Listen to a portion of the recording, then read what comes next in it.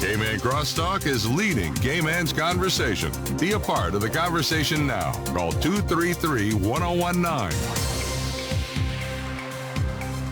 All right, ladies and gentlemen, thank you all very much for tuning in to Cayman Crosstalk. Happy Monday morning to each and every one of you.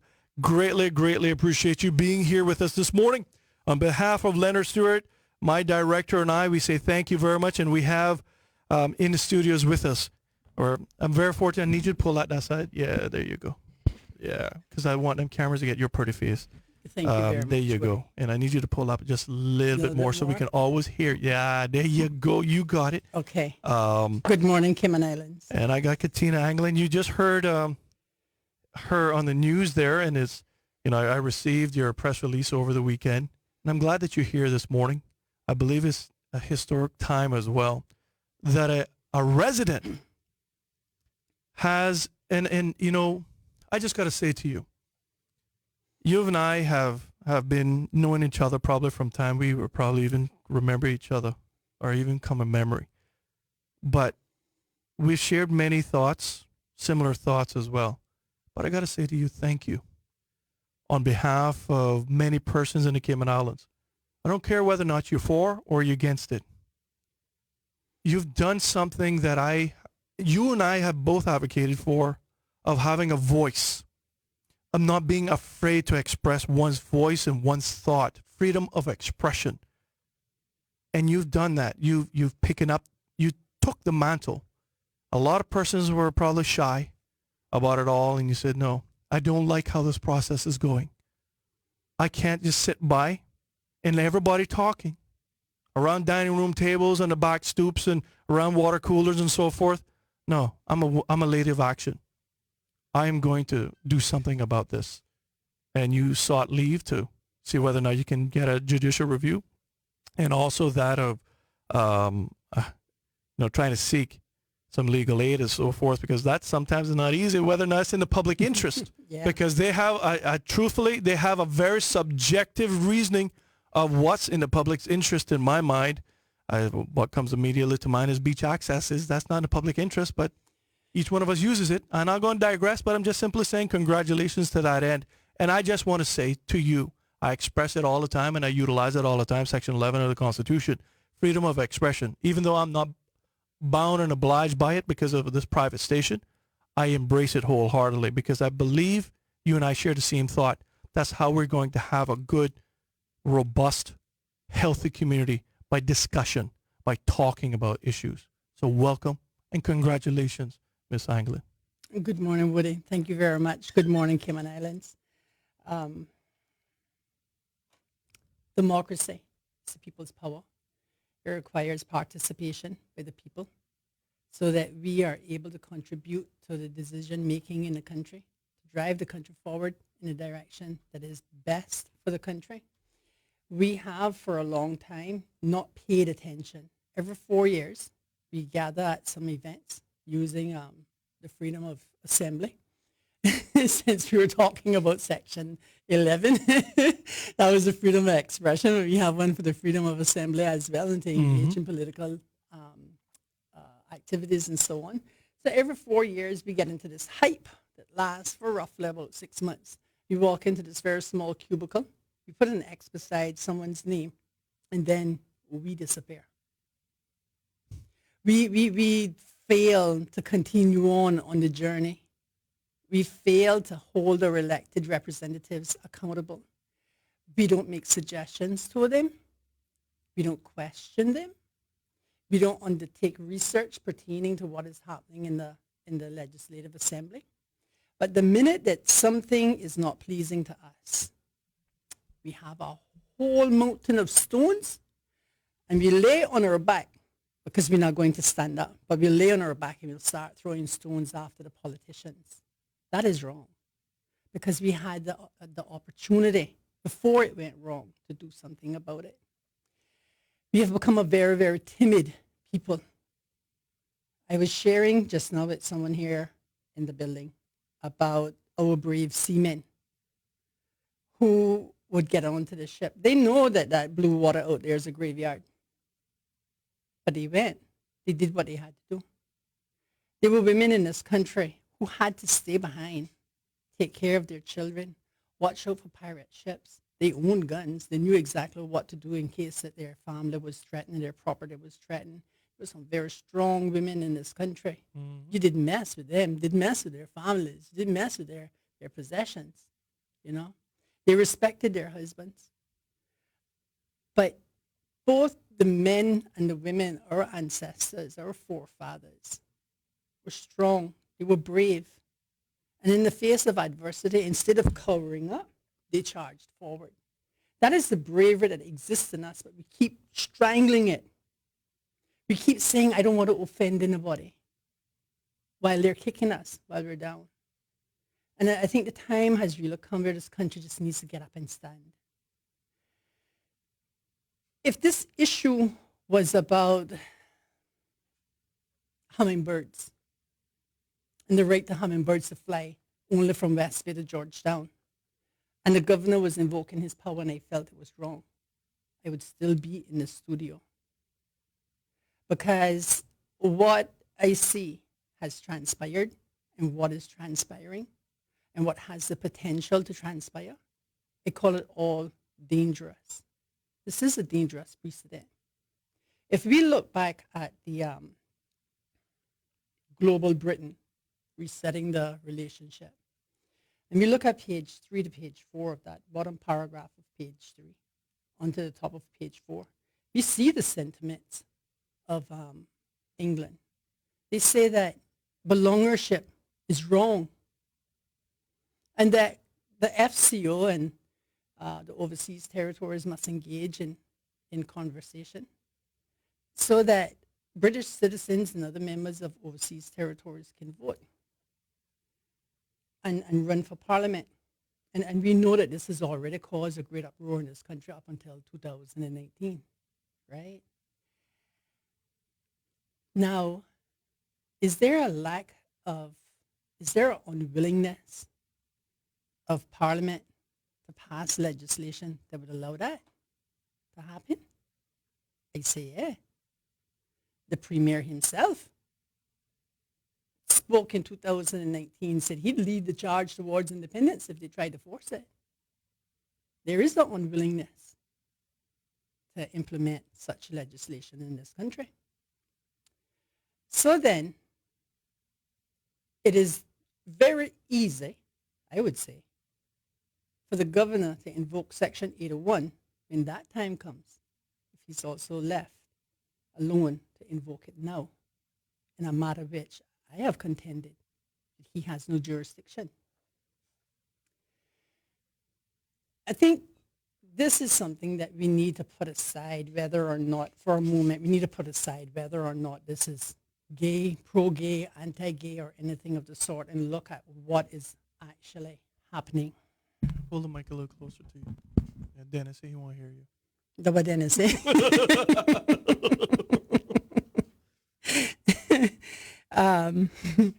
What is really happening, right? So let's look at how we got here.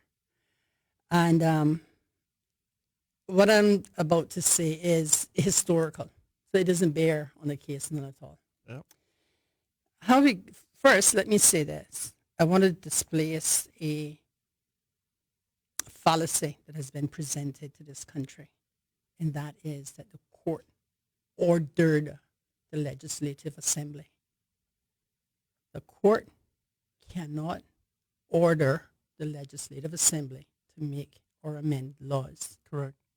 The In fact, if you don't mind me saying, the Premier said that during the CPR referendum issue as well. Thank you. Now, how do we get to this point? How can you say that the Legislative Assembly is in violation of the rule of law if the legislative is supreme and the ability to make and amend laws rests only in the Legislative Assembly?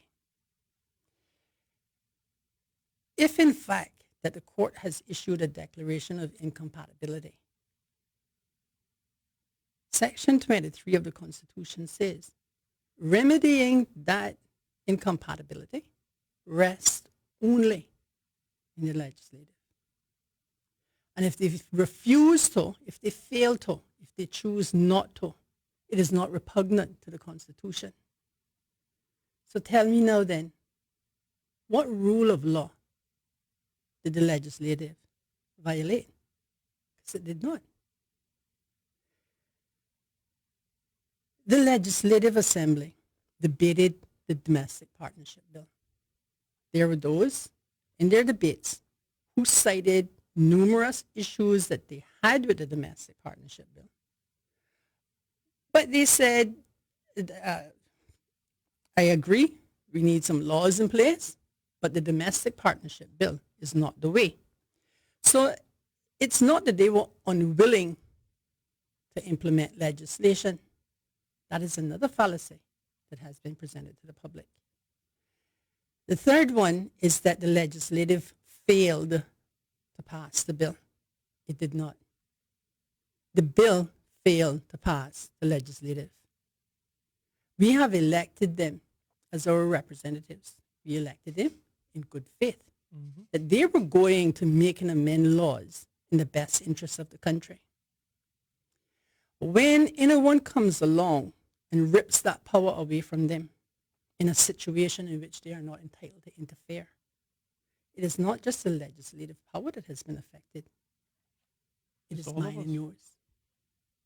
So you see, this issue, Woody, is really not about Kattina Anglin and the governor. This issue is really truly a matter of national importance regarding the people of the Cayman Islands. Agreed. This is much bigger than me. I just happen to be the one who said, I am not going to sit quietly in the corner with my 2 hands on my lap like a good little girl, while a giant rages throughout my country, swinging his baseball bat. In actual fact, I know that I have a bronch shield. Do I believe that the governor is wrong? Yes, I do. And I am seeking a judicial review to determine whether or not that he actually is ultra-virus. This originated from a discrimination claim that the general registrar is being discriminatory against a single Caymanian female, because there's no Caymanian couple involved in this. Right. That is another untruth that has been presented to the public, that the rights of a Caymanian couple were being violated. Nothing further from the truth has been spoken. There's one Caymanian female and her partner.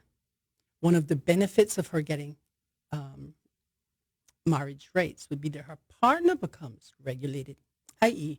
a marriage of convenience, because that was spoken. It will regularize the immigration status of Miss Bush. We know that marriage is only supposed to be for love and love alone. When you start talking about because it will give you immigration rights, you have stepped out of the threshold of love, and we are now looking at different sorts of legalities. Right. It's not supposed to be included in a marriage consideration. The registrar of companies, the general registry, rejected the application because the marriage law said it was not permissible. It was taken to court. The Chief Justice did some legal gymnastics, said that it was not in conformity with our Constitution, that our Constitution, in fact, allowed same-sex marriage. The Legislative Assembly hit the roof, demanded an appeal, and the case proceeded before the Court of Appeal in Cayman, who overturned the Chief Justice's ruling and upheld that our Constitution does not allow for same-sex marriage. There was no discrimination. The Court of Appeal said the Constitution does not allow it. So it's not that they were entitled to it and it was being withheld from them. What they are actually fighting for are special rights to marry. Our Constitution doesn't allow that either. Section 14 sits as a lex specialis.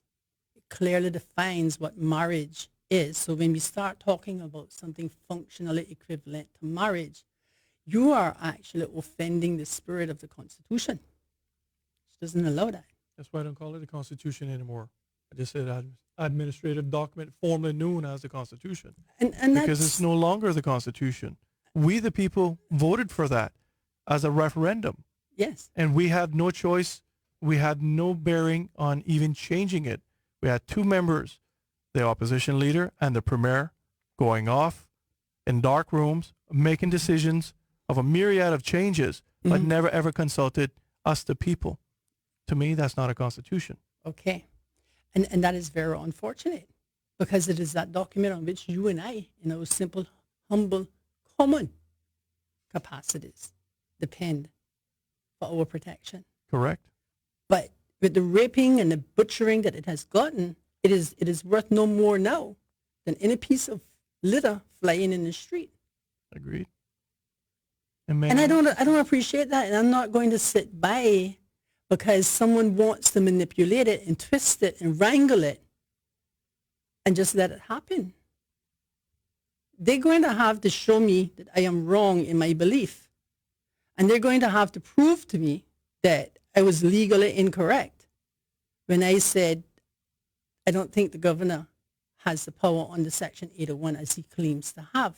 So I don't think Section 801 was ever included in the Constitution with a view regarding a domestic affair called marriage or domestic relationships. That is for more nuclear stuff. That is for stronger points than whether or not a piece of legislation regarding romantic relationships of persons of same sex gets in a type of legal right that is equivalent to a person of marriage status in this country. Certainly, Section 801 must apply to something of greater caliber than that, because marriage itself is an internal affair. It's a domestic affair. Mm-hmm. It's under the ambit in the scope of the Legislative Assembly. Certainly, when England agreed to that constitution, they felt that the Legislative Assembly was quite capable of handling legislation regarding to domestic relationships, or they put it under the governor. Now, the premise that the court ordered the Legislative Assembly is based on an illusion that the court can order the Legislative Assembly. We happen to know that that is impossible.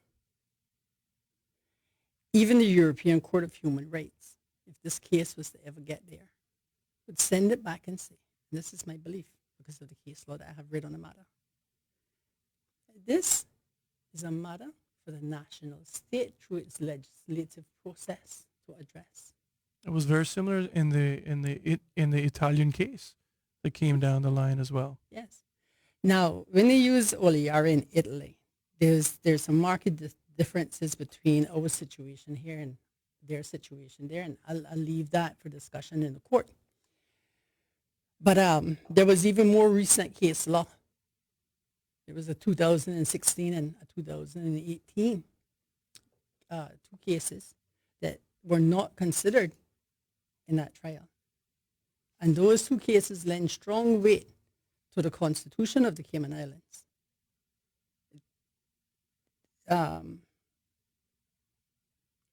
It is very unfortunate that we are at this point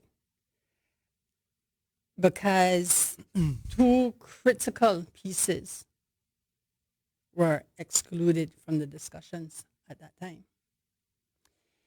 Nonetheless, there's another opportunity that has presented itself, and the governor decided that he was going to invoke Section 801. And I do intend to pursue all angles, because marriage is not just about the legal language, but also about the concept of marriage as well.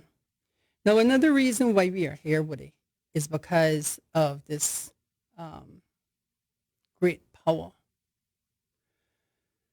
this profound appreciation that we have of the foreign investor. You see, we have people in this country who's saying, oh, but this case isn't about this Caymanian couple. And again, I say that it's not a Caymanian couple. Sorry, I said that wrong. Let me correct that. There are people in the country who are saying, this isn't about people from the outside. This is about a Caymanian couple. And I again say it's not about a Caymanian couple. There is a Caymanian female involved in it, but it's not a Caymanian couple. When we were selling our birthright, when we were holding up the foreign investor, when they were dictating to us exactly how things were going to work, when they put down their buildings in this country, when they brought their money into this country, and we were selling our very birthrights because they were a foreign investor, they brought with them some ideologies. And many of them are tired of living under our value system. You see, we are a nation of Christian values. That's not in a preamble that I'm referring to that. I'm speaking about Section 1, subsection 2 of our Constitution. While I will tolerate other beliefs, my national state religion is Christianity. And this country has been held up on those Christian values. When Hurricane Ivan was raging through this country, Radio Cayman was playing that God was in the storm. Everybody in this country was praying to God. Even during the pandemic. Even during the pandemic. So how then do we step away from the fact that we are a nation of Christian values historically and constitutionally and say that the Christian religion, the Christian belief system, and the Christian values are irrelevant in this? The minute that we start tearing down our foundation, the house going to crumble. But because we have opened our doors and our arms, in something somewhat of naivety as well, because being Christian-minded people, we thought that everybody was as good as us. And I say that without prejudice, and I say that I don't care if anybody won't call me xenophobic. Caymanians are beautiful people. Be kind and be gentle. Be docile. And that has been taken advantage of. And we didn't think for a moment that the day would ever come when the foreign investors in this country would put their dollar behind changing our constitution and our social structure from what we built this country on. Have gays always existed in this country? Sinners existed from the beginning of time. But we have never had a division in this country as we have now. Were gays outcast in this country? We even had them as representatives of the Department of Tourism. We used them as our face, our welcoming face to the Cayman Islands. They work around the dock. They're part of our culture. They're a part of our existence. They've always been around, but we've never been at war. If this is the beginning of it, how much worse would it get that we have such a deep rift in this country? And the belief that passing legislation is going to change the way that people see this situation is foolish. And it is foolish of our premier in his statement for the things that he said, the way that he spoke towards Christians, who's the largest voting bloc in this country, many of whom put him in position, who told the Cayman Ministers Association at their rally in 2016 that he and his government, who he had the privilege of heading up, were going to lead the charge. We're going to lead the charge to defend marriage, away from same-sex marriage in this country. They were going to defend Section 14, the definition of marriage as a union between one man and one woman.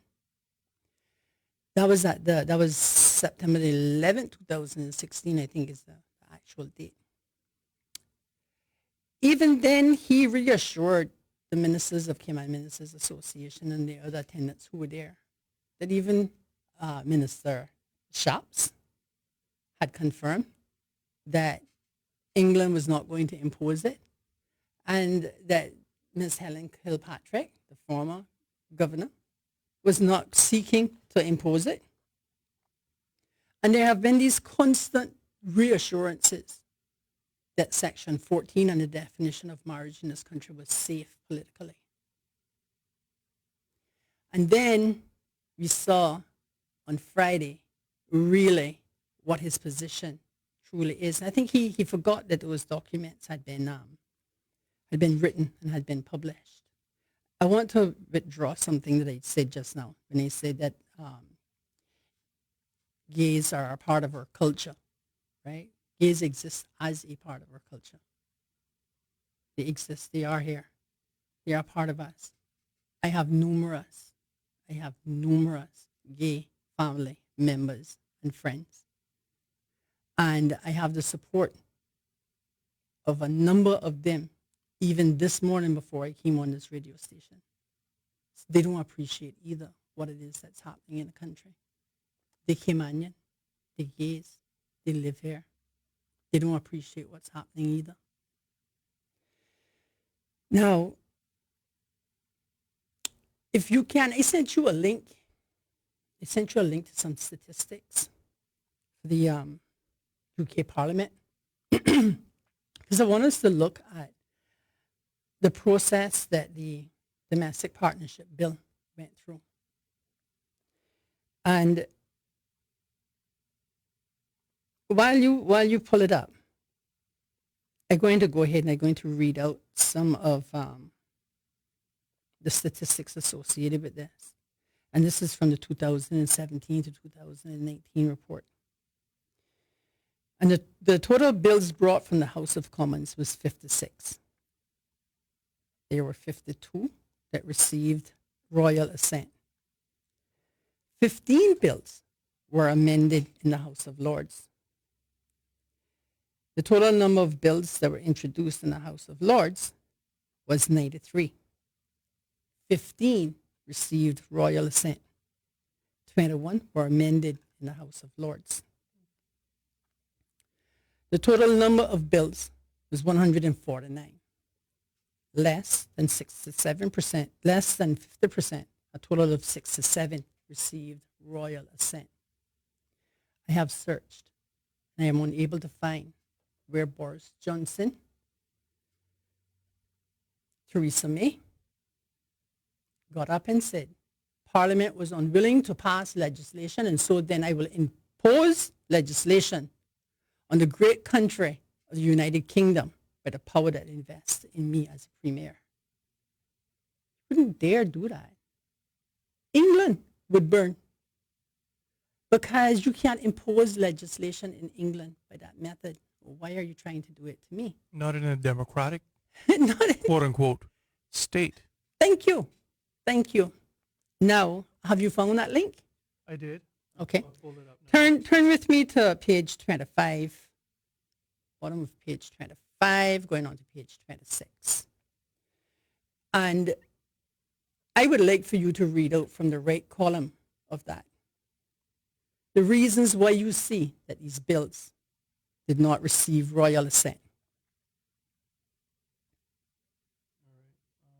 For some reason, I can't increase the size of this one, Tina, but I'll just do it on my On your phone? on my phone. That is good. Sorry. That's okay. That's all right. I'd rather to have you read it so that, people can understand. All right. This is it. table 14, and it says bills not receiving royal assent. Yes. And I like to give those quotations as well. And if you all want to see this, you can actually utilize this. We'll give the thing as parliament.uk. And we'll give the specific areas where it's downloadable and so forth.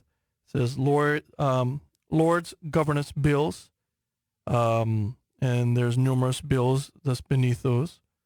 Lord's private members bills. We got abortion.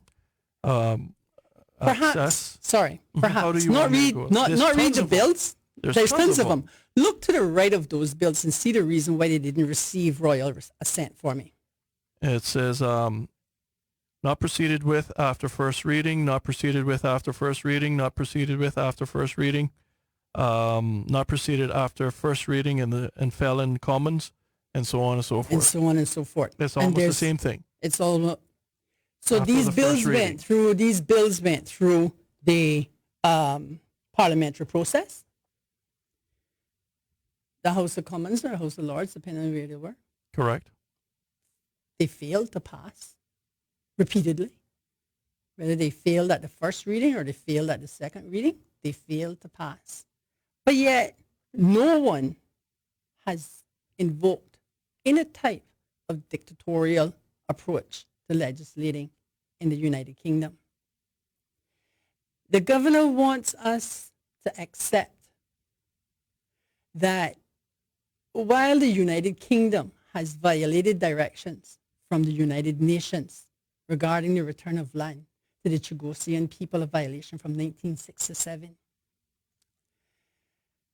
that somehow it must act on a Court of Appeal of the Cayman Islands judgment through a process that is unlawful because you cannot order the Legislative Assembly to implement or make law.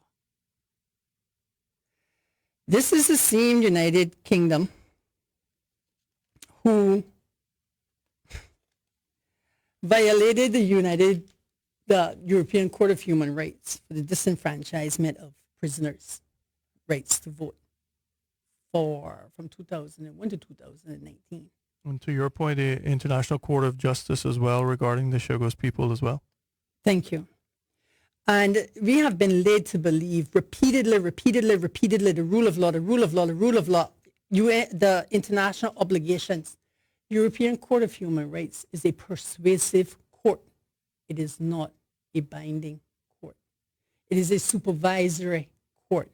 It is not a binding court. So when he went jumping through the Constitution, talking about Section 1 to invoke Section 55, because he wanted to use it, saying that there are international obligations that must be met. He was wrong. We are fools to sit by and let it happen. And the United Kingdom needs to go honor its outstanding obligations before it comes breathing down in this country about what it is that we're supposed to do on legislative internal matters. One of the reasons why they're able to do that, would they? Is because they have us like puppets on a string. You know why they have us like puppets on a string? Because Protocol 73 of the United Nations has never been invoked in this country. Correct. I heard Mr. Dennis Warren ask the governor here on your show if he would invite the Decolonization Committee Come here in to October. come here in October to have discussions on decolonization. I hear to second that motion and to hold the governor accountable to his pledge to invite the UN here so that we can have discussions on decolonization. We need to know where we stand as a country, because until now, no one knows that if we choose, it has not been put out there for the public, that if we choose to accept what happened on Friday, is there a possibility that we could demand independence? How many people in the country would rather be independent than to accept imposition of law? Don't worry about what the law is that was imposed, the imposition of law through a dictatorial approach. Why are we so afraid to have the discussion on independence, decolonization? You know why? Because they have always told us we can't afford to go independent. We never researched whether or not that we could.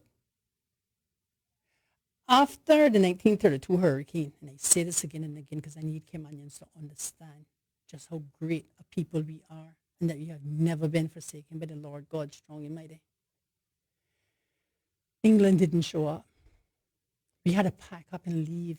We went to the surrounding territories as far as our seamen could carry us on their schooners. We went to the Bay Islands. We went to Cuba and we went to Jamaica. We resettled there. The rest who remained built. In 1944, there was another hurricane. It's hardly ever mentioned. There was no Britain. They didn't come. it would take so long for the letter to reach anyway. But they were not in the habit of checking on us to make sure that all was well with us. Following 2004 Hurricane Ivan, they didn't come. They sent a message saying that they weren't going to help us because the number on the piece of paper said that even though we had been ravaged, even though we didn't have a proper road system, even though our telephone and our electrical infrastructure had been demolished, even though we had to walk over boulders to try to get to our families, even though we had no strong food supply because our supermarkets had been so greatly affected, our GDP was too high, and they were not going to help us. They will loan us money. The warship pulled in. My aunt was one of those who was on the street that day. There was jewelry on the street. There was diamonds on the street. They drove them off the street. They pillaged. They pummeled. Plundered. Thank you. Then they left us with some tents, and they left the island. They didn't leave us with a stock of food. They didn't leave us with an abundance of clean, fresh drinking water. No, they one more time again pirated and raped the country, and then they left. And now in 2020, they want to tell us what legislation they're going to put in place for us. After they have raped and pillaged, plundered, disregarded, left for dead. And Caymanians in this country need to wake up.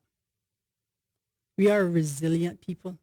And we're resilient for one single reason. God has never left us. He has founded it upon the seas. And he has kept us in the palm of his hand. We weren't supposed to come out of Hurricane Ivan the way that we came out of Hurricane Ivan. Think about it. Think about the magnitude of Hurricane Ivan and the size of this little country and the amount of damage, the height of water that flooded this country. We weren't supposed to come out like that. All right. I had to share my share getting out of it. It was not because we were a British dependent territory. It was because God had not forsaken us. And he won't either. He won't because we have declared this to be a nation of Christian values constitutionally. Article Section 1, subsection 2. I hear everybody referring to the preamble all the time. The preamble is beautiful. It tells you who we are and where we came from and where the Constitution exists. And there are people who try to say, oh, well, you know what, that's in the preamble. But guess what? It's also an article in our Constitution. We are a nation of Christian values, and we're going to remain that way. There are people who don't appreciate it. You don't have to stay. When my mother and my relationship with my mother became unbearable at one point in my life, I left her house. I have no intentions of just outrightly remaining under the abode of an abusive mother. If the only time you can act is when you want to pass legislation that affects my financial industry negatively, that my legislators are always running around in a panic about how we're going to get off of the next list and how we're going to get off of this list. Because the majority of legislation and blacklisting that has happened at the hands of the British. Go back and check it out. They hate us. Anybody who thinks Britain has no love for this little 76 square mile island here, which is one of the top 10 financial centers in the world, is sorely mistaken. You know, Tina, I got to go and take one little last break. When we come back, I want to continue that. We got callers on the line. We got several different people online as well, just saying, some are saying, Woody, watching this morning, honestly, I don't understand why we can't move on from this LBGT subject. Why don't we people just go and be passionate but time and effort into some other issue in this island? Maybe the uptake in violence, perhaps? Come on, people, grow up. Leave people, let them be. What is done is done. And others are simply saying that, good morning. Good morning, Woody. Just want to say that you're doing a wonderful job. Thank you. You're the voice for the people of the Cayman Islands. Keep up the good work. And also shout out to Kattina Anglin. She's the best. A powerful woman of God. Keep on defending the Cayman Islands. We love you much. And there's others that are coming through too. It says a blessed good morning, and also congratulations on all your achievements. May God continue to bless you, Miss Kattina Anglin. So proud of you, Tina. Well, you can't get away from us, West. No, I keep telling you that, Tina. That's all right. Thank you for being the voice as well. Stay blessed. Love you. Warm regards, Miss Ebanks, a.k.a. Lambrita. Good morning. Hashtag proud to be Caymanian. We're going to take a little break right now. When we come back, we're going to continue the conversation. I might get fired this week because I'm going to go overtime. Crosstalk will be back to leading Gay Man's Conversation shortly on Rooster 101. Have you heard? They have new daily meal deals at Popeyes. A different meal with sides every day of the week for $3.99 from Monday to Saturday. And a family meal deal for $15.99 on Sunday. Monday is chicken soup with rice. Tuesday, a chicken bowl. 2 tenders on Wednesday. Loaded chicken wrap on Thursday. It's all about that shrimp on Friday. Chicken nuggets to start the weekend. And a family 9-piece chicken on Sunday. The new daily meals from Popeyes and the best dressed chicken. Louisiana Kitchen on Eastern Avenue. Health City is open and ready to see you for all diagnostic, outpatient treatment, and surgical care. We have social distancing and safety procedures in place to ensure you can visit us in an environment you feel comfortable in and can trust. We are here. We are ready to deliver the safest, highest quality of care. Book your appointment today. Your health has never been more important. We look forward to welcoming you to Health City. At Foster's, you'll find great deals on the products you love. Kraft barbecue sauce, 4 for $5. Save $3.76 on 4. Breyer's ice cream, $4.99 each. Colgate Optic White toothpaste, $3.49 each. Save up to $5.50. Coca-Cola 12-pack, $6.99 each. And Anchor Butter 16-ounce, $4.99 each. Foster's, better prices because we care. Shop till you drop and go in the draw to win big. Cayman National and Hurley's Media are giving you the chance to win thousands of dollars in prizes this summer. With Support Local, Shop Local. Simply spend $10 or more at any participating shop to receive 1 entry into the raffle. The more purchases you make, the more entries you'll receive. To see the full list of participating shops and the terms and conditions, visit hurleysmedia.kys. Support Local, Shop Local. Brought to you by Cayman National and Hurley's Media.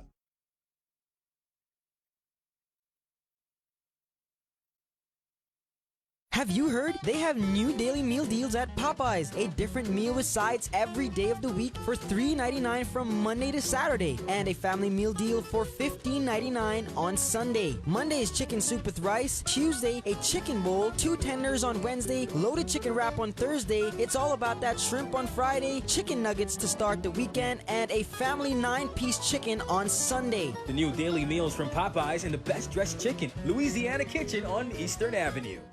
Shop till you drop and go in the draw to win big. Cayman National and Hurley's Media are giving you the chance to win thousands of dollars in prizes this summer. With Support Local, Shop Local. Simply spend $10 or more at any participating shop to receive 1 entry into the raffle. The more purchases you make, the more entries you'll receive. To see the full list of participating shops and the terms and conditions, visit hurleysmedia.kys. Support Local, Shop Local. Brought to you by Cayman National and Hurley's Media. Health City is open and ready to see you for all diagnostic, outpatient treatment, and surgical care.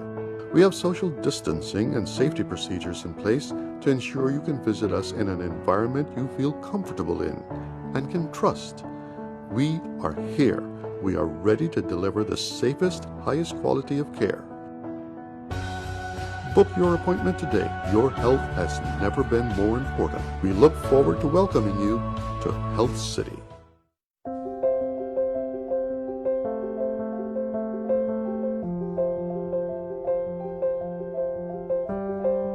In this time of crisis, we are right here to help keep the power on. We are here to serve you. We are committed to ensuring that you have electricity. Without electricity, not many things will work. we are right here to help keep the power turned on. We are CUC. You can count on us. At Visionware Cayman, we pride ourselves in providing outstanding customer service in a warm, friendly environment where patients become friends. Please visit us for your eye examination, designer frames, sunglasses, lenses, and contact lenses needs. Come in for adjustments or repairs to your glasses. Our optical laboratory can produce prescription glasses and sunglasses within an hour. Visit us at Visionware Cayman at 72 Market Street, Cayman Bay. Caribbean Optical, 7 Mile Shops, and now open Visionware Cayman, Country Corner in Savannah.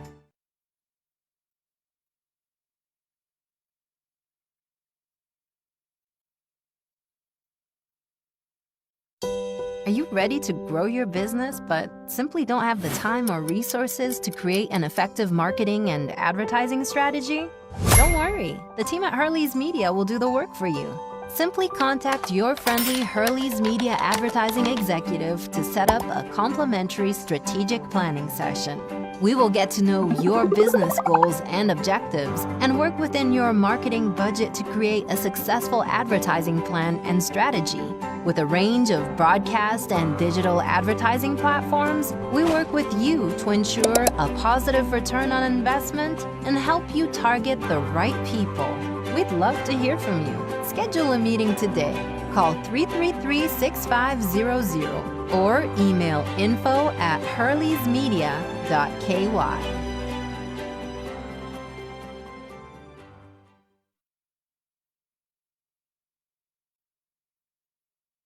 Crosstalk, and happy Monday to each and every one of you. I just got word from the big man himself, not God, but in this building, Randy Marin. I asked him if we can go over. He gave his thumbs up. I know he was on a business call, so I took advantage of it. I can hear about it after the fact, but if you don't mind, Kattina, we'll go into just a little bit over time, because obviously this is a historic moment. A local citizen is now going to question the actions of a governor, which is for the first time, as you pointed out, statistically, could be found in anywhere being done by an administrator that's coming here, an employee, a civil servant, coming to a territory or anywhere else of that nature. So this discussion is very, very big. And you wanted to, I just want people to know that the lines are open, 233-1019. We're going to get your calls. Kattina wants to make a clarification on something that has been published. In addition to that, she wants to answer one of the questions that came up about why can't we just move on with this and put your passions and energy into something else, like maybe the rising crime problem. Thank you, Woody. Good morning again, Cayman. So what I want to clarify is in today's Cayman Compass, it references me as Attorney Kattina Anglin. That is something I look forward to, a title I look forward to. I have a Bachelor of Laws with honors, but I still have my professional practice certificate and my article clerkship to do. And so I have not acquired attorney at law. Like them, I'm going to claim it for you. Thank you. I've claimed it already too, and there'll be some more additions onto that. I'm going to have my PhD in law, as a matter of fact. Your story, one day we need to come back and talk about your story. If you don't perhaps mind. in November, actually, because November will be 5 years I've been serving God wholeheartedly. And I'd like to tell this country what happens when you submit your will to God. I think it's honestly, not because I know you, but I think other needs to see that journey and see that story as well. Because to me, I think I said it to you before. If not, I'm going to say it to you. I think it's a beautiful journey, and I'm so proud of you. I know I said it before to you. Thank you. That I'm proud of you, but Thank you. I think others need to know that journey. It's a beautiful story. All the glory belongs to God. I couldn't do it. I fought it for 25, 30 years, and it was not until I submitted my will to God that my life changed. Now, as far as the comment about why don't we just move on, when I started this show with you this morning, Woody, I said I wanted us to put aside whether this was a pro-gay, anti-gay issue and look at what was actually happening with the invocation of Section 801. Correct. And it's for the a horrible benefit of precedent. Yes, and for the benefit of the commenter, if they would go read page 3 to page 4, they can read the whole entire 48-page document if they choose so. But just for short caption, why we can't just leave this alone is because the bottom paragraph of page 3 says that belongership, this is the British view of belongership. You and I, Caymanian distinction, laws that protect us because of our ethnicity, because of our heritage. They say that is wrong. They make no qualms about it. Mm-hmm. They say belongership is wrong. Mm-hmm. Okay? And they want us to get into negotiations with them so they can change laws so that other persons from other territories can vote and run for elections in this country and vice versa. There is no, as I said earlier, there is no doubt about the unwillingness of Parliament to pass legislation that would entertain that in this country. You allow this action to go through and set that precedent of the governor in Section 801. We have established his right to invoke legislation based on the unwillingness of the legislative to pass legislation that will allow overseas territories, citizens and British citizens to vote and to run for elections in the Legislative Assembly, which is now only able, you can only qualify for a seat in the Legislative Assembly because you are Caymanian, the distinction of Caymanian. So this is greater, this is larger, this is deeper than who wants to have sex with who and when they want to have it and how they want to have it. That's what I keep saying. It's a bigger picture. And much for bigger those of picture. you, I urge people to also read. I was given a hat. I know it was given sarcastically, but I wear it with pride. Called Section 16, non-discrimination. Mm-hmm. And I want people to read that. In fact, Dr. Steve and I believe our first Civic Wednesday show Mm-hmm. was all about Section 16, Dr. Steve McPhail. Mm-hmm. And I want people to read Section 16, subsection 4, and then go down to subsection 2 of all of those things to talk about how we, the people, can discriminate of anybody doing business here, entry, Caymanian status, all the various different things. We're allowed to do that. That specific thing that protects us in terms of immigration is under direct threat to what you exactly said with the FCA and frankly the FCO's commentary as well. They did not dismiss none of these things whatsoever. I keep saying that. So bear this in mind, ladies and gentlemen, as we were saying at the beginning, whether or not you're for it or against it, this is a bigger issue that will impact you in some shape, form, or another that you may not be appreciative of, like those particular aspects that Ms. Anglin just said. Kattina, I need you to put on your ears for me, please. Good morning, caller. Hello? Yeah, can you hear me? I can hear you, sir. Thank you. Good morning to you and Tina as well. Good morning, sir. Good morning. Yeah, I like to identify myself. This is Orman up here in the lovely district of West Bay. Good morning, sir. Good morning. Here we go. The last governor that came here,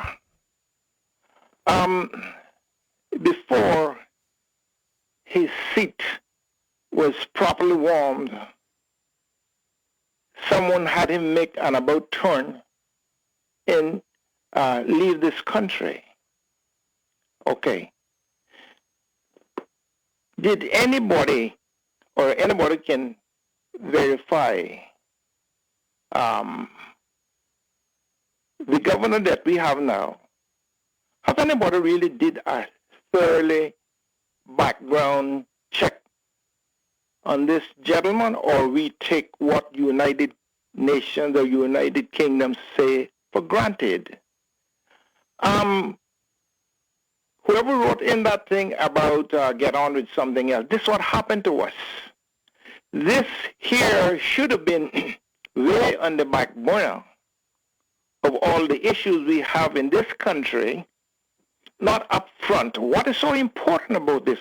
Are we abusing anybody that are homosexual? I don't think so. They were always kind of doing their thing, and nobody was saying anything. But it's so important now that they should come into this country and try to justify why they have to be upfront to get this resolved. When the governor said about the rule of law, and I will reiterate again, repeat myself, all countries have a rule of law, including the communist countries like Cuba, Russia, North Korea, and other countries. But what kind of rule of law? Is it not a dictatorship law, a communist law? So he cut it short and just said the rule of law. Meaning, if we are a democratic country, why in hell should we be forced or dictated to that you like it or love it, this is what you're going to get? One man can come into this country and do as he sees fit. I'll go off by saying this.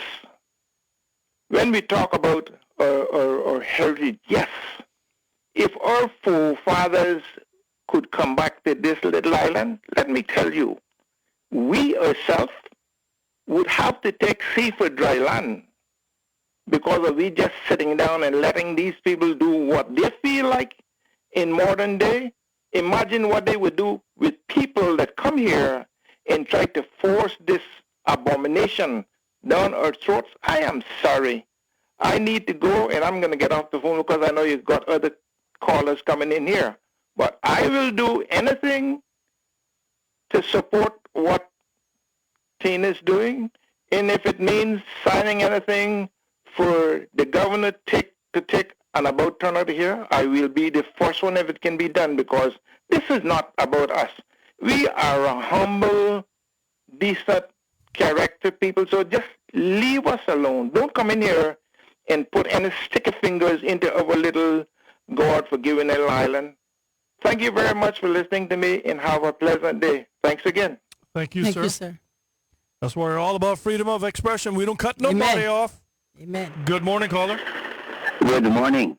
Good morning. Good morning. The floor is yours, sir. Regarding the comments on 1932 hurricane, and how we made it subsequent to that, it causes me to think about how the local politicians, we had a declared state of emergency after Hurricane Ivan, and the governor was put in charge.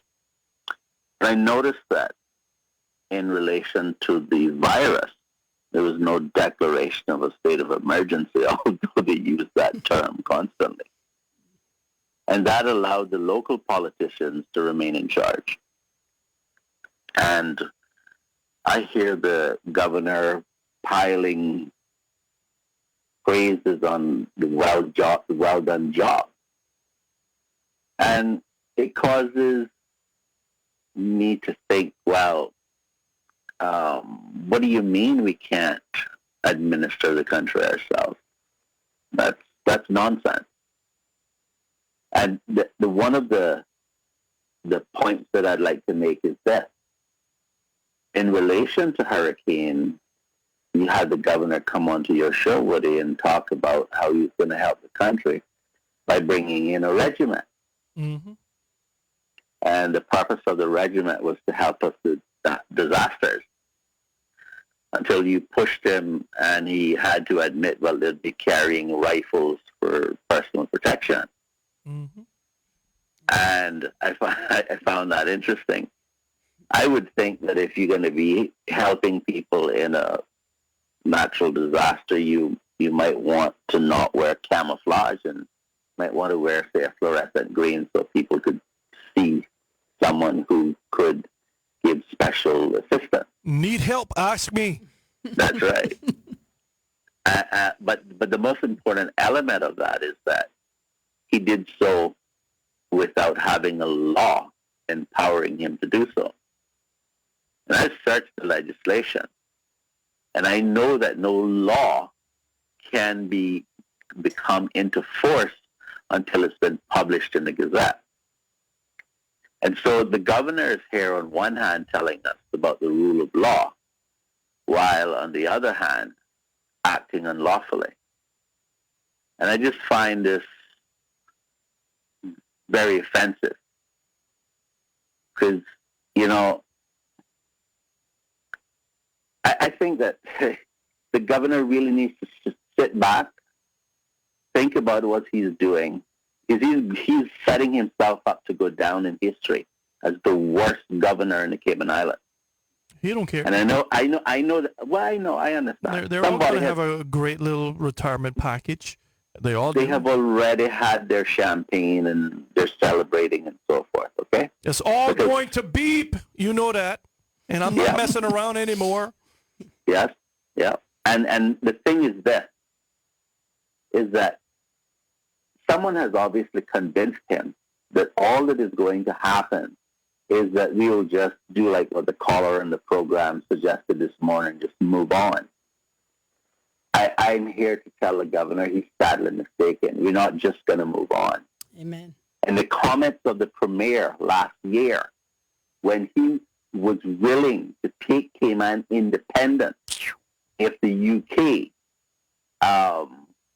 does go down certain roads, and one of the roads you guys are talking about this morning, that's the voting right, that's still in play. Yeah, it's very much in play. Oh yeah. Don't ever forget the FAC report. Basically, they got 2 out of 3. That's right. They got 2 out of 3 already, and it's just coming down the line. And this is a precursor to all of it, and all of those persons. I think, as Kattina was saying, don't be mired in this being a sexual oriented issue.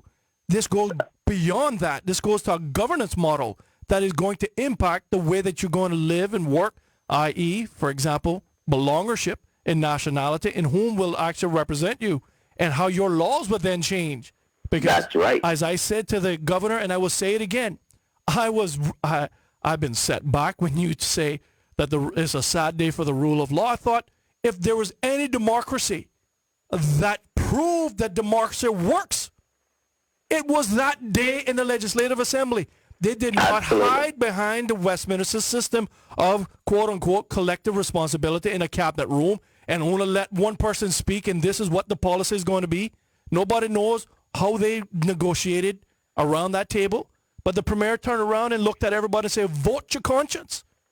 And he afforded every person that wanted to vote their conscience. And I believe Mr. Saunders, MLA for Bordentown West, called for a division even further than identifying whom was for and whom was against. Clearly demonstrating that democracy works. I may not have liked what happened at that particular instance, because I believe there has to be some sort of normalcy that comes out of all of this. But it was a great day for democracy. That's whom you elected to represent your wishes. If you want something different, election day is coming around. Change it. But that's what they aim to do, is to change it and make their people come here and run and live in this island, stand for election, and run for election office that can make the rules and the regulations. And I think that, go ahead, Denny. I just want to say that I think that that'll be the saddest day in the UK's history. I don't think they care. If they do that. And they don't have to care. But their minds will change. They'll care. And now we're beginning to understand why they need a regiment. Because what they are going to do is not going to sit well in Cayman. Okay?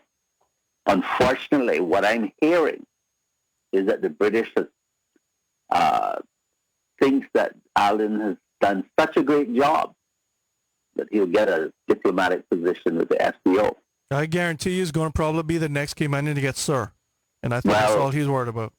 Last Caymanian that got it, we can he look might at want legislation. to think about the implications of selling us out. What, money? Because this is, that's okay. Prestige? He Position? He can value those things if you want. But there will be consequences for all of that. And I am saying to the governor, you might want to sit back and reconsider your action and what you intend to do to Cayman and what the UK intends to do to Cayman. Because all of us are not as naive as some that you might think. And we're not all afraid like you might think. Okay? So I hope to hear what the governor, I want to hear what the governor has to say about his illegal actions while at the same time demanding the rule of law for us. Do as I say, but don't do as I do. I'll hand the rest of the show back over to Kattina. All right, sir. Thank you very much. And before you go, I just want to get both your thoughts on this. February 2019 is noted that the premier said what you said. If this is going down the line, I'll be the first to fight for independence. I'll be leading the charge. But don't forget when it comes down to later in the year when we celebrated 6 years of our Constitution, how the pendulum was swinging. And having said that, just in February, a year later, in the House of Lords and the UK Parliament, the question was, what is the overseas territories like Cayman doing to remedy these situations? And it was said by one of their MPs that the Premier has given his undertaking to make sure that this would be remedied. So obviously it was a complete 180 degrees. So I asked the Premier, and I'll ask him again, when were these discussions transpired? Was there a quid pro quo when you went to negotiate the changing of the Constitution? You give me that and take away 81? Or where would it go? Because obviously he said something for them to want to express it and articulate it inside the House of Parliament. That has to transpire somewhere down the line. Please let us know when and where. And obviously he had to talk to the governor because this was clear.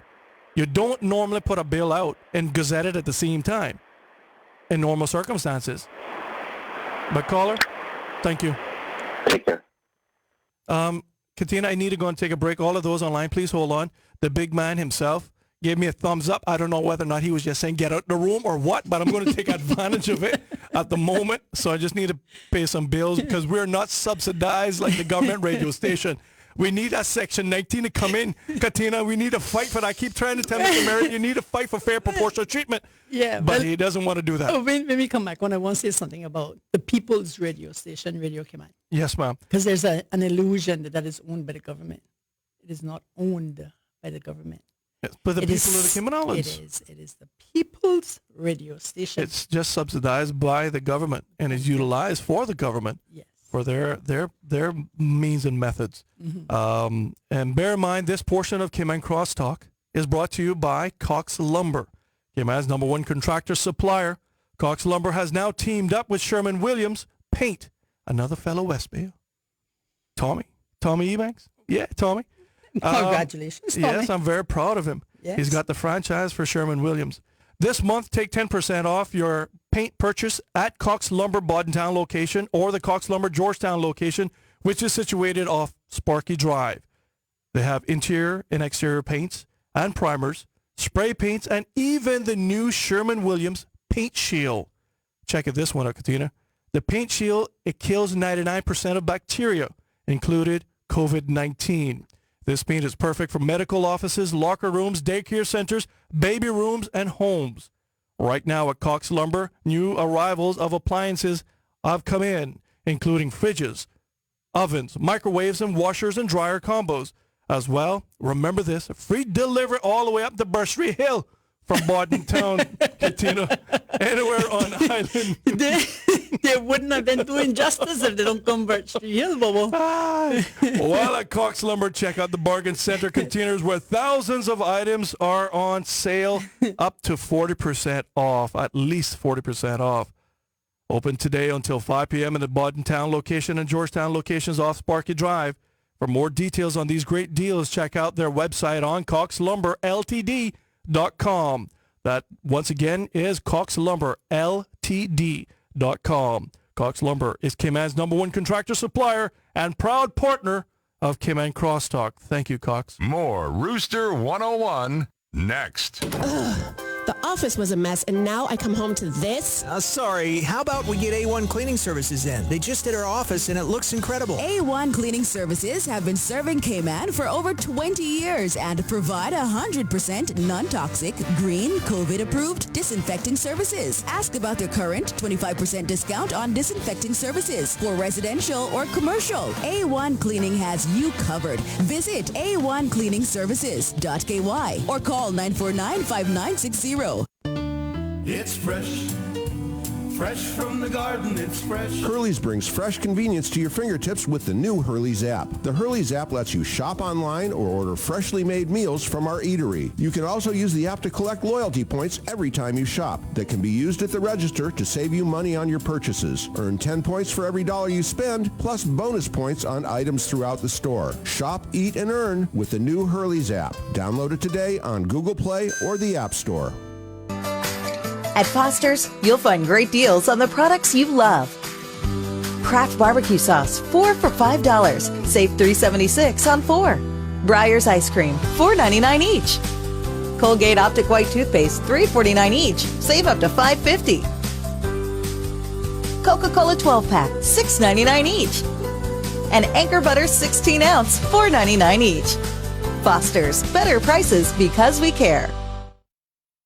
This is important. This is history in the making. I know I joshed just a little bit, but Kattina, you wanted to answer Mr. Danny Warren Jr.'s thoughts and comments, and we got lots of callers online. We got some commentary. We got a voice note I would like to play as well. I don't know what that is. We just play it as it goes. We don't censor anybody here on the show, and if some people might not like it, but it's just my style, and you know me from a long time. I don't like to cut people off. I don't like them to lose their train of thought. And I just let people go. I don't create a narrative. You may like me, you may not like me, you may like a subject matter, but I believe discussion is the key for us having a good, clean, sober society. And I think that's how we get around to deciding how does the public feel. That's how you get the public consensus. Agreed. Is by allowing people to have their say. With regards to what I was going to say about Mr. Warren's contribution just now, coming back to the freedom of expression and the People's Radio Station and the unfortunate incident that he had with who I have labeled the government hitman, Mr. O.C. Connor, on For the Record the other day. And he cut him off. He violated, in his government capacity, he violated Mr. Warren's right. Section 11? Freedom of expression. That's Yeah. what he did, you know. But no, please don't cut anybody off, Woody.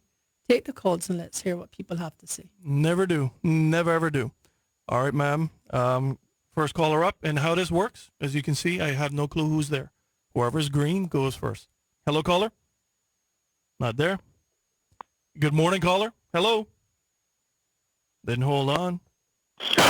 Good morning, caller. Yes? I can hear you, but you're screaming into the phone. I'm sorry, sir. I'm sorry. All right. My apologies to both of you. Good morning, sir. In connection with all of this nonsense going on, you know, I've been reading through the minutes of when the Constitution discussions were going on back in September 2008 and then in January and February 2009. And to me, all was lost and put us in this position when our negotiators allowed the UK to add other status in what was then Clause 14, Section 14 of the draft. And when I looked at the discussions and the comments of the people, some of them from the Human Rights Committee, some even from the current Premier, and I listened and tried to read between the lines and read between the words and read between the letters of the words, I realized how our fate was set and the die was cast. For two words that they added in there, were three, or other status, at the end of that clause, that opened up all the protections that we were told that we were getting. That's what I said at the very beginning. And the way it was done, at that point in time, if our people had been thinking, they would have got up and they would have shouted and they would have come and spoken to the public. But some of them that had seats on that committee would not talk to the public, would not let the people know what was going on. And to me, we have been betrayed. As a founding member of the PPM party, I feel betrayed. I felt betrayed before, and I guess I'll feel it again. The ideas and the concepts and the ideals and what we were looking for to move away from the UDP type of governance and the deception and the question marks over business transactions and everything else that has gone on with that previous group. We thought we were moving away from that. But boy, it's like we jumped from the frying pan into the fire. And I recognize also with the UK government, their deception and their intimidating tactics, short of time to discuss. We have other things to discuss. Let's move on. Those types of attitudes when you're sitting around a table negotiating something and not wanting, having a schedule for negotiation. It's all so staged to give the appearance of participation of the so-called partnership, and the failure of our people to realize that the partnership is a partnership of a horse and rider. One has a saddle on its back and a bit in its mouth. The other one has a whip in his hand as he sits in the saddle and beats the backside of the horse. That is a partnership too. That is a partnership that we have. And when they talk about rule of law, they fool us, and we do believe that there have been devolved powers. Nothing has been devolved. Those documents that should have gone along and be published along with the minutes of the meeting, the documents submitted, what our people or other negotiators were looking at, those documents have never been released. They've been kept hidden. Not even does our Constitutional Commission have a copy of it. Not even do they have it. Sorry, I'm by launching wrong. Sorry for the noise. Not even do they have a copy of that. And then in our Constitution and the way that they have now gone and they've revised the Constitution, we don't know the discussion that has took place. No minutes have been released for the 3 times that they have revised the Constitution, done in secret, behind closed doors. You're talking about a while ago about the deals that might have been cut, and when did those transactions take place? That is where I say I feel betrayed. Betrayed. And these are the things that are going on, and our people don't realize it.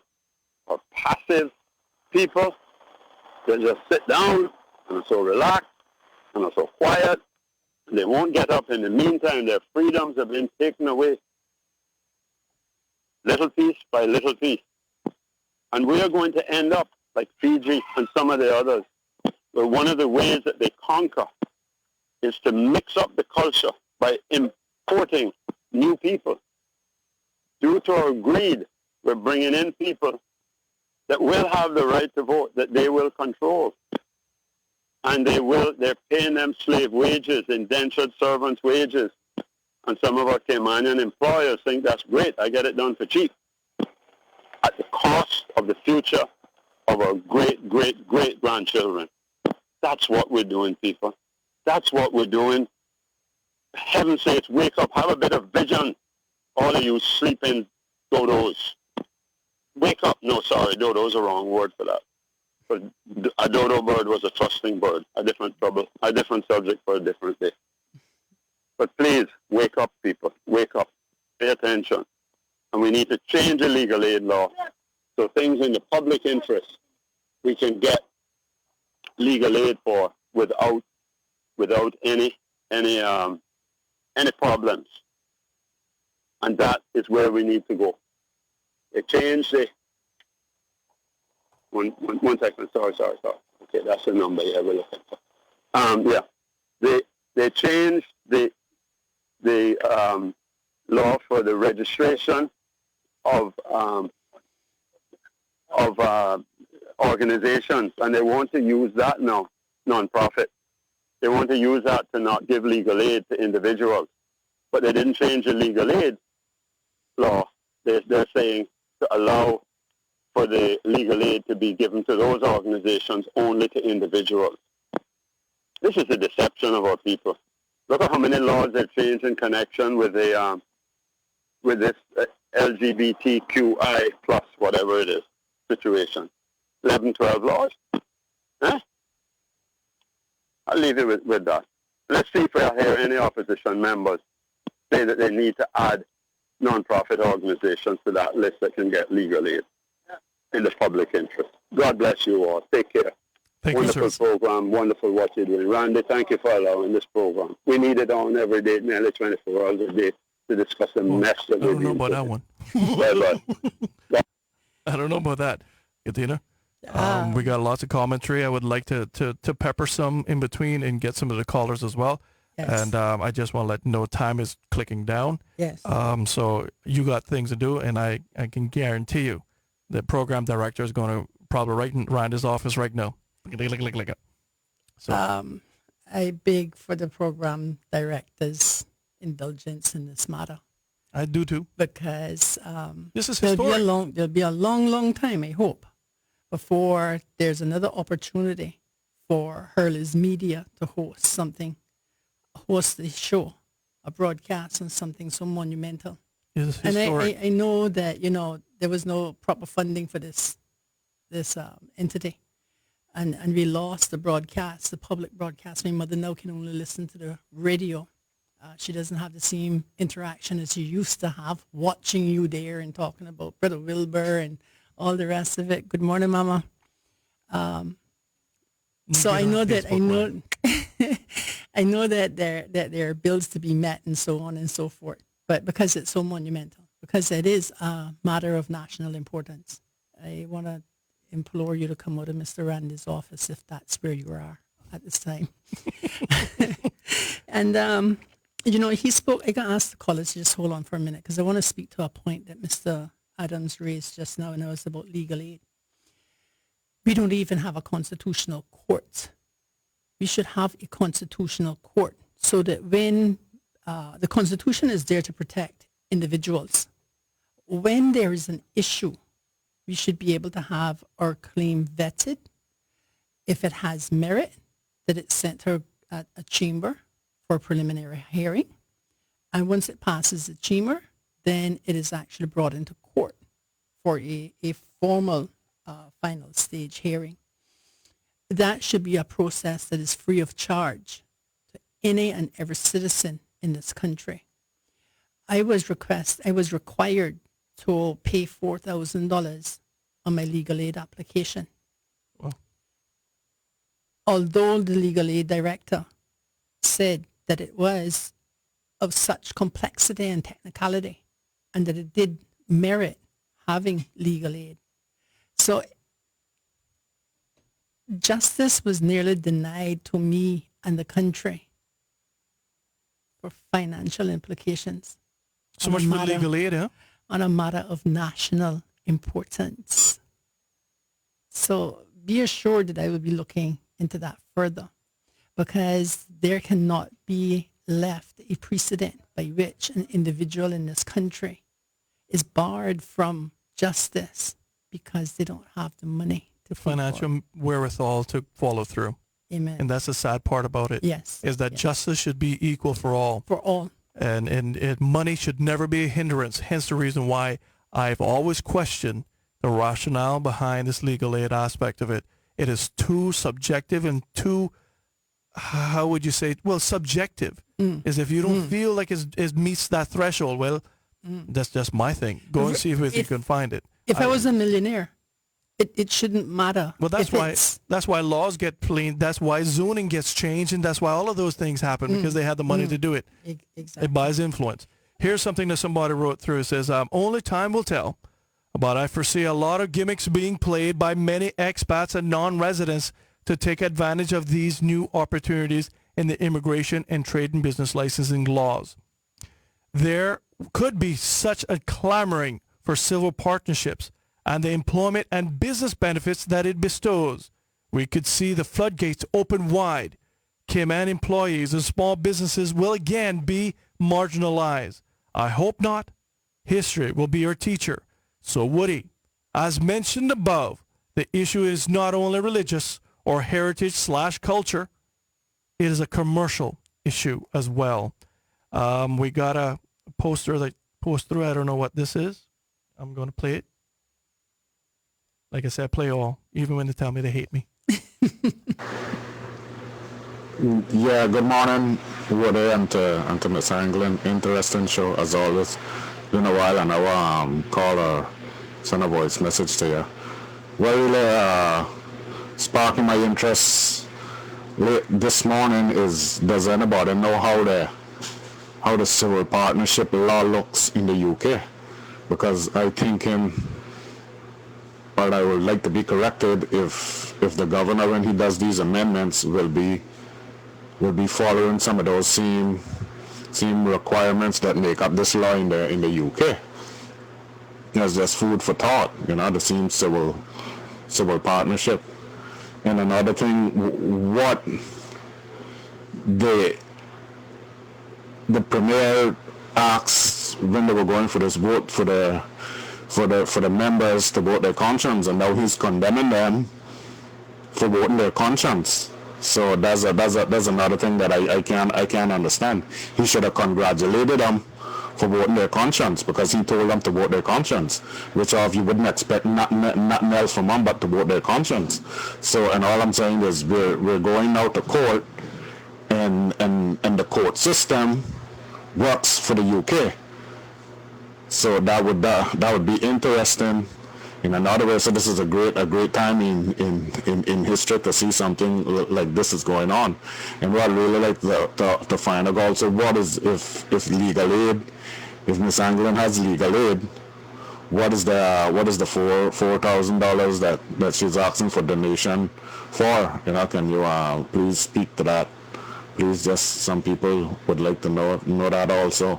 And I wish you the best of luck, Miss Anglin, for you and your endeavors. All right. I think you answered that right before that. So like I said, I try to get voice notes and written and everything and bring everybody in. To that note, I'm not subsidized like the government radio station. So I need to go and pay bills because these people keep the lights on in this studio. What you doing? My sister's birthday presents. I thought you were sending her things. Are you ready to grow your business but simply don't have the time or resources to create an effective marketing and advertising strategy? Don't worry, the team at Hurley's Media will do the work for you. Simply contact your friendly Hurley's Media advertising executive to set up a complimentary strategic planning session. We will get to know your business goals and objectives and work within your marketing budget to create a successful advertising plan and strategy. With a range of broadcast and digital advertising platforms, we work with you to ensure a positive return on investment and help you target the right people. We'd love to hear from you. Schedule a meeting today. Call 333-6500 or email info@hurleysmedia.ky.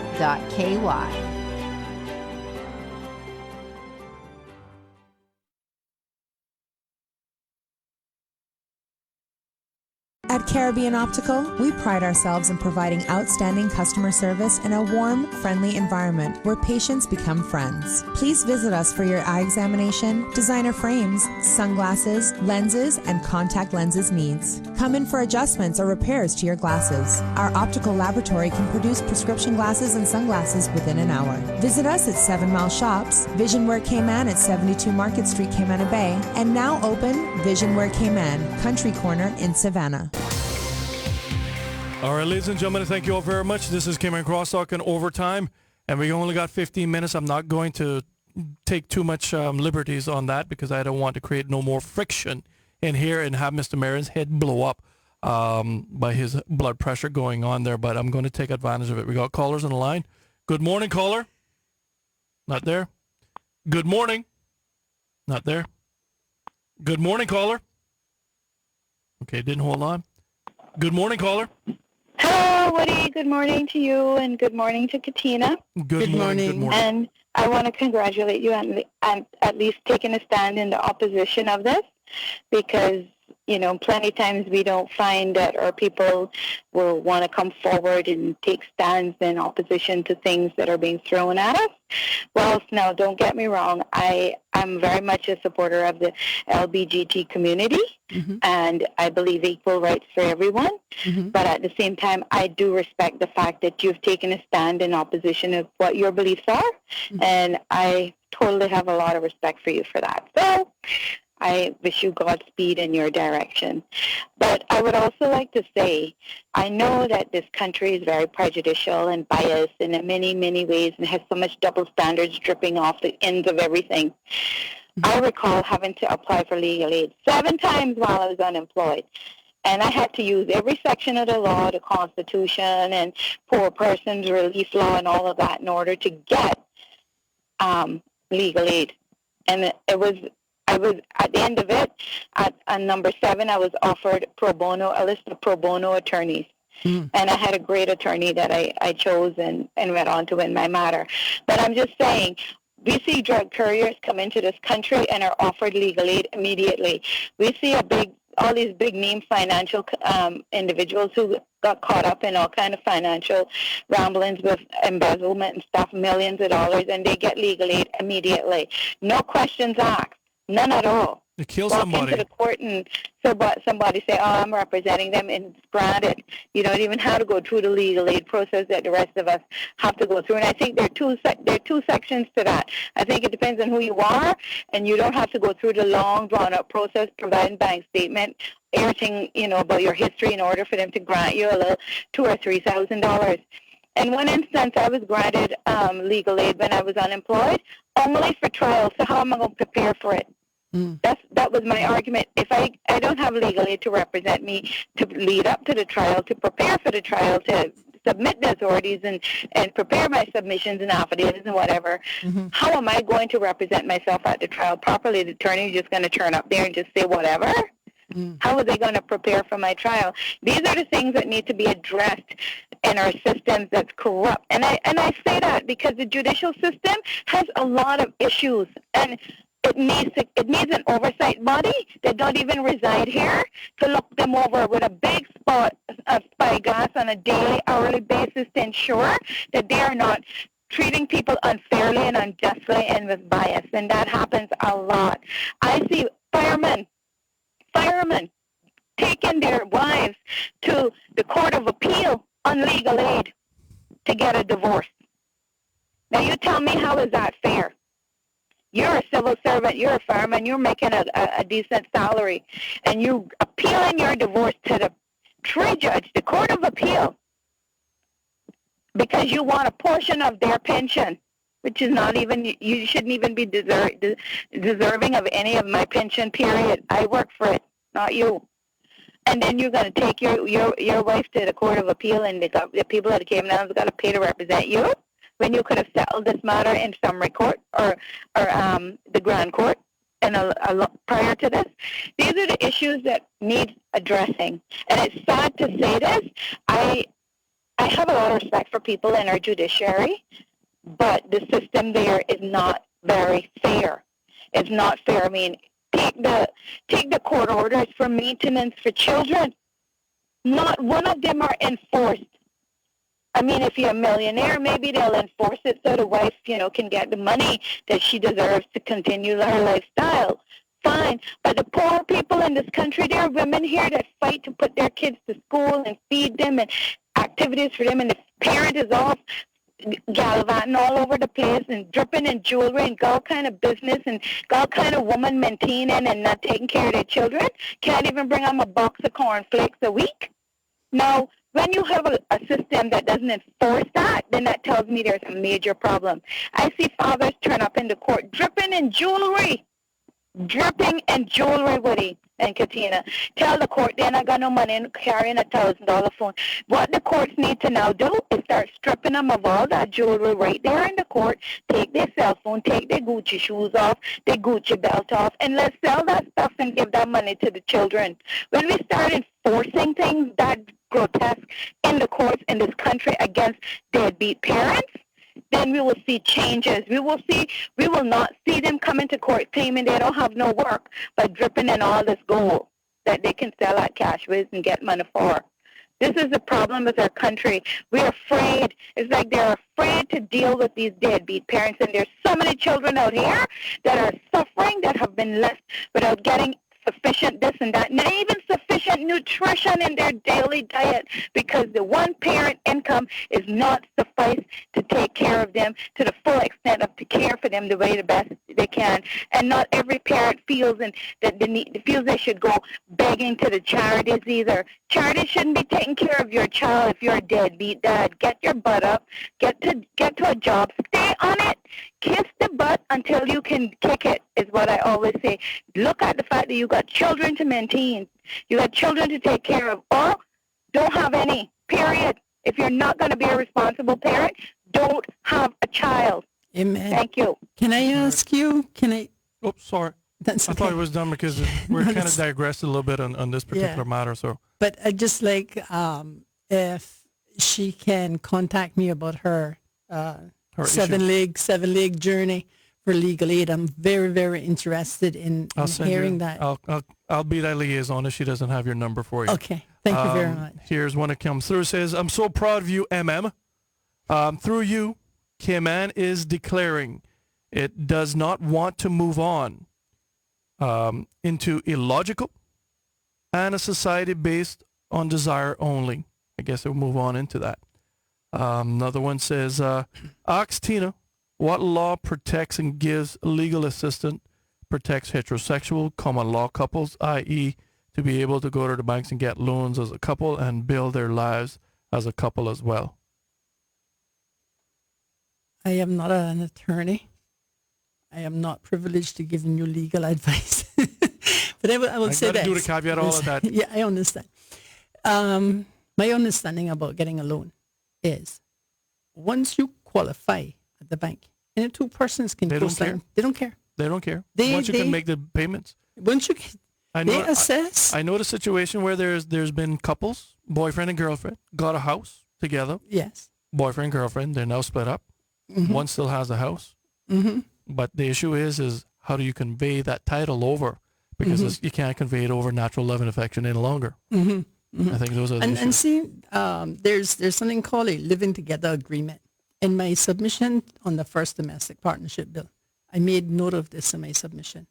And people do wise to just, before you enter into agreements with people with your investment, regardless of who the person is, go get an agreement as to who owns what about what. Exactly, right? And how are you going to resolve those issues? How are you going to resolve those issues? It has to be. Now, the living together agreement, you can get this from citizensadvice.org.uk. It's a great document. Kind of you fill in the blank sort of thing.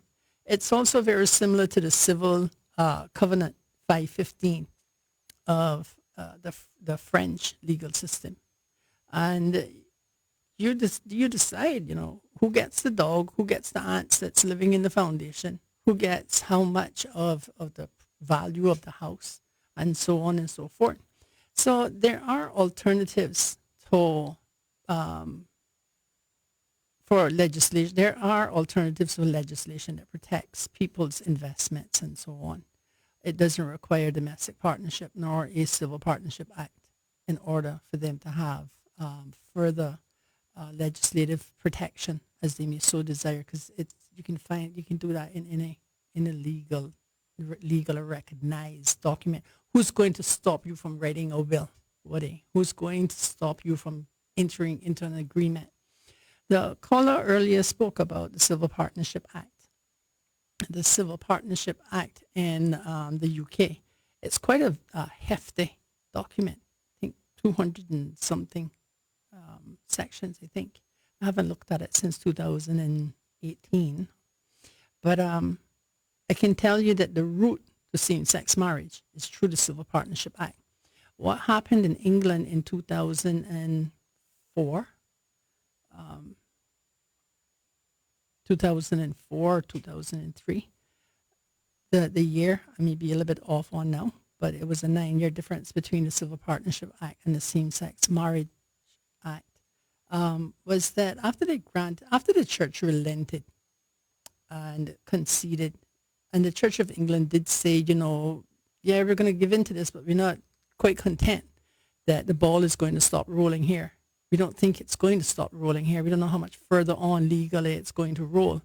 But they conceded because they were told that marriage, the definition of marriage, the concept of marriage was not going to be affected. And they conceded to the Civil Partnership Act. Less than a decade afterward, there was the Same-Sex Marriage Act of 2013, because it was found to be discriminatory to give people legislation such as the Civil Partnership Act, which was functionally equivalent to marriage. It was marriage in all but a name, so it was found to be discriminatory. I think the Cayman Islands has just been set up for same-sex marriage legislation with the passage of the Civil Partnership Act. History may prove me wrong, and I hope that it does. But based on the precedent from the Great United Kingdom, of whom my governor represents, I believe that we have just been set up. How strong is the ring fence for Section 16 of Section 14, which excludes Section 16 from application to Section 14? If you have legislation that has already been passed that is contrary to the spirit of the Constitution in the first place, because it recognizes a form of union that the Constitution does not recognize. Yep. So if we've already, riddled the facade of the building with bullets, have you also damaged the structure of it? I hope history proves me wrong. I really do. But I think I'm right. And I think that unless the judicial review brings about the result that I hope that it will, you're in for a catastrophe. The governor says, oh, nothing will change. That is a theological inexactitude. If England had spoken the truth about everything that it was ever doing, it would not have gotten through with so many of the atrocities that it did commit. If we go back and we look at, Winston Churchill in the Tahil massacres, and he did that and he called them savage beasts. He justified that. Now here we are in 2020 and we're talking about, because people have sexual desire, you want to give them special rights. And Cayman just needs to wake up, and it needs to stand up. We are strong people. We come from good stock. And the Lord is with us. He's never left us, nor has he ever forsaken us. But there comes a time when you have to stand. Ephesians 6 tells us you put on the armor, but there's something else you have to do. You actually have to stand. And Woody, I believe that if someone was breaking into your house, you're going to jump out of that bed. It happened. Yeah. Literally. Sorry. Didn't mean to bring it home so personally, but you're going to try to defend your home. Absolutely. Right? Cost it what it will. You can try to defend your wife, and you can try to defend your family. You can try to defend your possessions. Done. You have someone who has broken into our constitutional house, I believe. And the court will have to prove me wrong. He's broken into the constitutional house. He's about to change the setup of my living room and take whatever it is. It has the potential to change the very distinction of me being a Caymanian and the laws that protect me. I'm already outnumbered by work permit holders with higher caliber of education, greater chances at employment, discrimination against Caymanians as employees, And then you're going to rip the status from me that gives me some protection as well, because that's coming. You see this goes through, Section 81 is going to be used to implement the belongership, to remove the belongership status from us. And I hope, too, that history proves me wrong on that. I would love to be wrong on that point. I think it's going to be tested. I think you're right. And Woody, I know that I am not alone because I have received many, many phone calls, received many texts, many emails. I want to say thank you to the legal body that has reached out to me directly and has offered your input free of charge and has encouraged me along. I want to say thank you to all of the citizens in this country, even the atheists in this country who has contacted me, and the Muslims, and the citizens who are not Christians but believe in God. The citizens who are not practicing Christians but believe in God. I want to say thanks to everybody, and I want to encourage you to stand with me. I am going to do all that I can do, but I encourage you to stand as well, because at the end of the day, the governor isn't standing on my personal property and has affected and offended only me, one as an individual. What he has done has ramifications to the country, to the citizens in this country. And I want to encourage you all to remember where you come from. Remember who your ancestors were. Remember the bravery of the seamen, of the women who defended their homes. And to remember that God is with us and he has never left us. And even if he does not deliver us from this, it's still not our reason. It's still not within our ambit. It's still not within our thing to bow. You're still not supposed to bow to what we think is wrong. You're supposed to stand. Die standing, not on your knees. God bless you. Thank you. Thank you, Kattina. Honestly, as I started off, I will end. I am proud of you. I'm proud that you have, and it seems like our women are standing up. Shirley Rolston first, and now you. Challenging issues that is not normal and what is being fed to us. Miss Georgette is still alive too. Oh, well, Miss Georgette, she's original Yes. poster girl. She's original poster girl. Thank you, Miss Georgette. Number 7 on the list. Number 7, my lucky number, and I'm the 7th child as well. She and I go, yeah, okay. And her birthday coming up directly, God's willing, on the 19th of September. Sorry, I'm going to interject here because I can get this out. My mother just turned 92. Really? On Saturday.